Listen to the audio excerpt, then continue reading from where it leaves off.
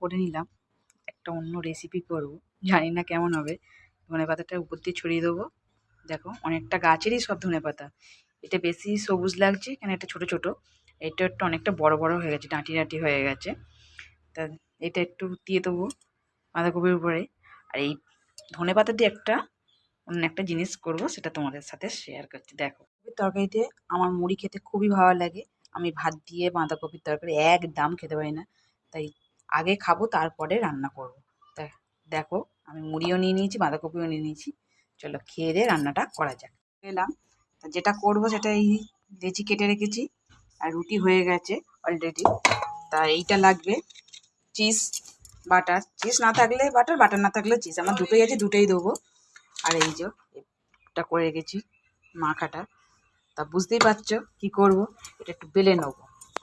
রুটি অনেক করা হয়ে গেছে, দুটো লেচির মতন করব। দুটো করব, তাই দুটো লেচি করে নেবো। আমার ছেলে তা সকালবেলা ও মেখে রেখে দিয়ে গেছিলো, তাই এবার আমার করা যাক। এই যে সব এটা আমি বার করে নিয়েছি, অনেকগুলো আছে।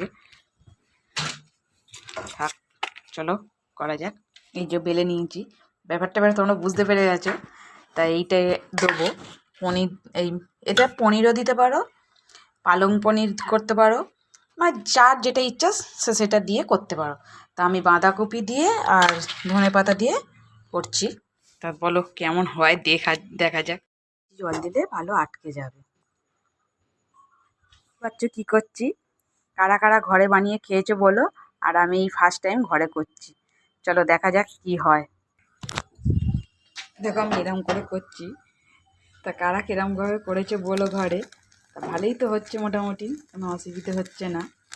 দেখো কি সুন্দরভাবে হচ্ছে। দেখা যাক, একবার হাতে লাগছে তো একবার বসিয়ে নিতে হচ্ছে। দেখো আমি পুরো সম্পূর্ণ করেছি, এইটাই হচ্ছে এই রেসিপিটা। দেখো কারা কারা খেয়েছে তারাও বলবে, আমি নাম বলছি না। আর যারা যারা খাওনি তারাও বলবে। আর আমি তো ঘরে প্রথম করলাম, একটু 19-20 হয়েছে, বুঝতেই পারছো। তা দেখা যাক খেয়ে কেমন হয়। তা আমরা যা খাই তার আগে আমরা পাখি আছে আমার দুটো, দুজনের জন্য নিয়ে নিয়েছি।